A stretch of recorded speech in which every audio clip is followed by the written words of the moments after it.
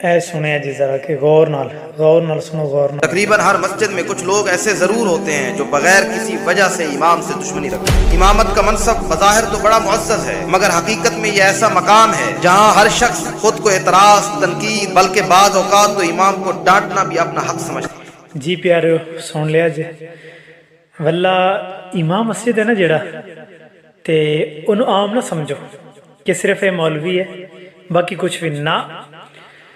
इमाम मस्जिद, मैं तुम्हें एक दुनिया की मिसाल देना।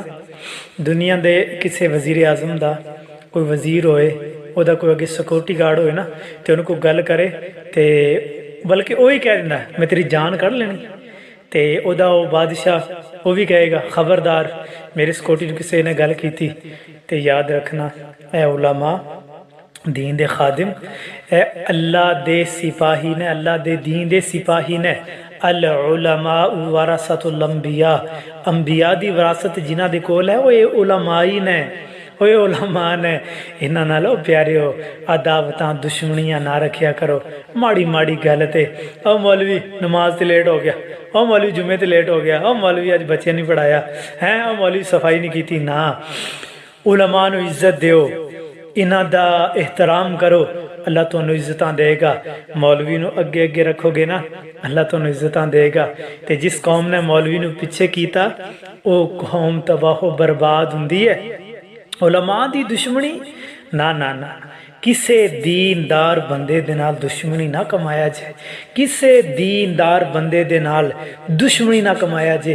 ये अल्लाह दे सिपाही ने हैं, अल्लाह दे दीन दे सिपाही ने, ते इन्हां नाल दुश्मनी लैनी बड़ी महंगी पै जाएगी। कोई गल नहीं, जे दुनिया अंदर कुछ ना कहणगे ते आखिरत नूं सारियां ने उस मालिक दे कोल जाना है, सारियां ने। उत्थे फिर वो मालिक पूछेगा हाँ बई किहड़े सो मेरे दीनदारां नाल बगावत रखण वाले और इन्हां दा जीना हराम कीता सी हैं। जिहदी घर कोई नहीं चलदा, जिहदी घर कोई नहीं मनदा वो मौलवी ते शेर हो जाता है, ते जिहदी घर ना मन्नी जाए मौलवी ते शेर हो गया। बिला वजह कोई गल भी नहीं। नमाज बैठे होणगे सफ च, हाँ जी मौलवी अज नमाज से नहीं सी, कित्थे गया सी? ओए नहीं, हाँ किसी उलमा दी आलम दी कोई इसलाह करनी है ना, अलहदगी अंदर मौलाना साहब ए इंज नहीं तो इंज करना चाहिए सी, ए इंज नहीं तो इंज करना चाहिए सी, ए काम इंज सोहना लगना सी, ए इंज सोहना लगना सी, ए इसलाह है। तो जे मौलवियों की दुश्मनी मोल ले ली, मौलवियों ने की कहना, उन्होंने तो रब सामने फरियाद करनी है।